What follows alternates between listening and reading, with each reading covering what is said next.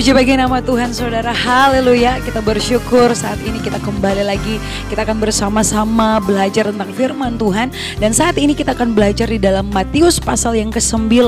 Mengenai Matius si pemungut cukai saudara.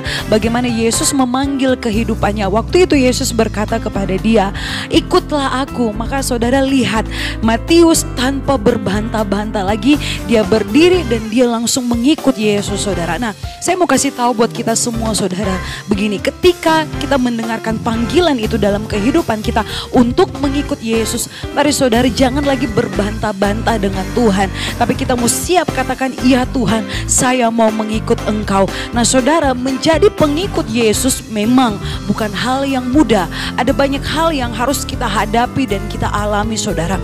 Ketika kita memutuskan untuk mengikut Yesus, yang pertama berarti kita siap meninggalkan segala sesuatu di dalam kehidupan kita. Apa saja kita siap meninggalkan, mungkin pencapaian kita, kebanggaan, kekuasaan kita. Bahkan ini yang terpenting, ketika kita memutuskan untuk mengikut Yesus, berarti kita harus meninggalkan dosa saudara. Karena apa?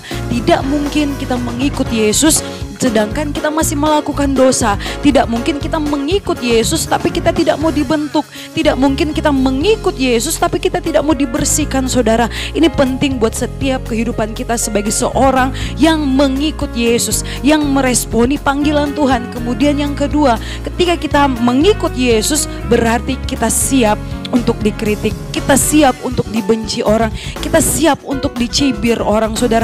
Ini pasti terjadi buat setiap pengikut Yesus yang sejati saudara. Firman Tuhan katakan, barang siapa mengikut aku, dia harus menyangkal dirinya dan memikul salib saudara.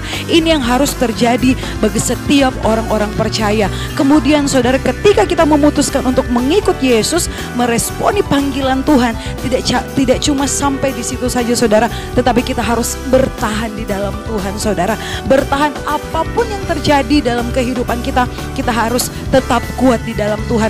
Mempertahankan iman kepercayaan kita kepada Tuhan, mempertahankan apa yang sudah kita pegang, panggilan Tuhan di dalam setiap kehidupan kita saudara. Saudara, di Matius pasal yang ke-9 ayatnya yang ke-37 saudara, di situ Tuhan katakan begini, tuaian banyak tetapi pekerja sedikit. Nah, sesuai dengan panggilan kita saudara, kita dipanggil untuk menuai jiwa-jiwa di luar sana. Kita dipanggil untuk menggembalakan orang-orang, untuk menuntun orang-orang ke jalannya Tuhan saudara. Ini firman Tuhan bagi setiap kita datang saat ini bagi kita saudara. Sekali lagi kita dipanggil untuk melakukan visi dan misinya Tuhan. Yaitu apa saudara? Menuai jiwa-jiwa di luar sana. Saudara ingat, di luar sana masih banyak orang-orang yang belum mengenal Tuhan. Masih banyak orang-orang yang hidup di dalam dosa saudara. Nah, inilah saatnya saudara, kita menjadi pekerja-pekerjanya Tuhan. Menjadi pekerja-pekerja yang dipakai Tuhan.